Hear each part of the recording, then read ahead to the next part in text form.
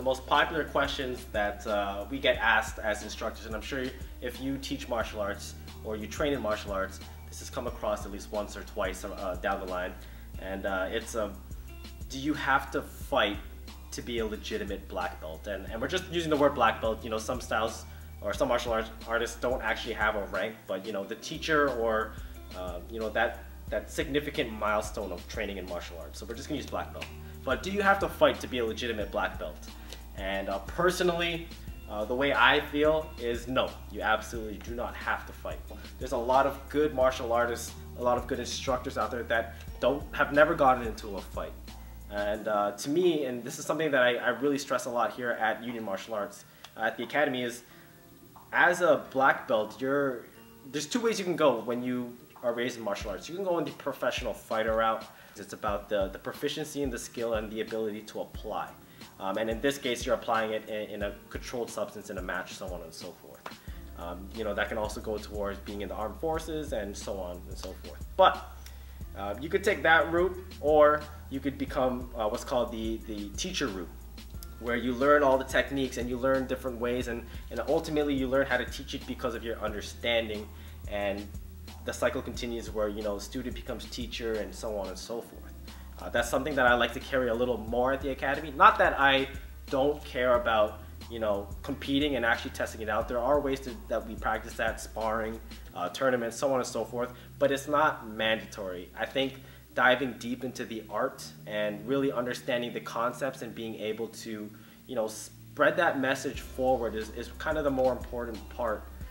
For most of us, that is. Now, I'm not saying that it is the most important part, because yes, depending on your occupation, the ability to apply is beyond the ability of teaching, right? So it is very subjective, but for the most part, especially when you talk about a lot of traditional martial artists, or you talk about ranking, you talk about that black belt, definitely I feel that you do not need to fight to prove that you are legitimate. You don't need to test yourself to see, you know, how strong you are, or you know, how much guts you got. And it's quite a scenario to be in, because you know, you could technically survive based off of, you know, your tenacity as a human being, regardless of if martial arts brought that out of you and it taught you how to be strong and to persevere, or you're just naturally, you know, a very strong individual that regardless of the training, you would have been able to pass through, you know, the pain thresholds and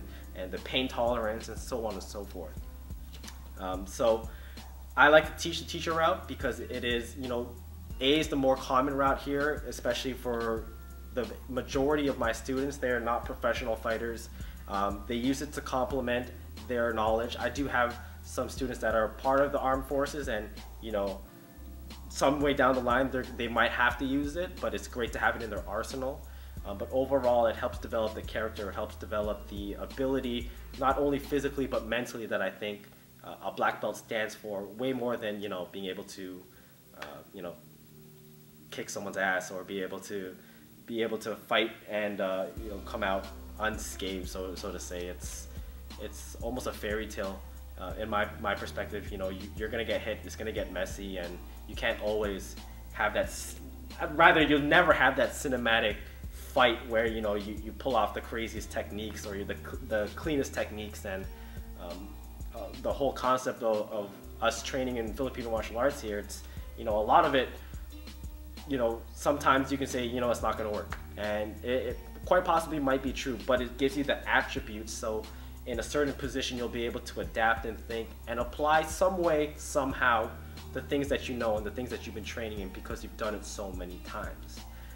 And I think that is more important than, you know, learning one technique and then going out and proving it that it works, and that, you know, that you're the real deal, as opposed to taking the art and enhancing it and being able to spread it. So there is a silver lining in there, but I do lean towards the teacher side, and I do definitely believe that you do not need to fight. So comment below if you think that you need to fight to be a legitimate black belt. Give me your thoughts on what it feels like as an instructor if that question has come up to you, and how would you answer it. Make sure you give this video a thumbs up, make sure you hit the subscribe button, and then we'll see you guys next time.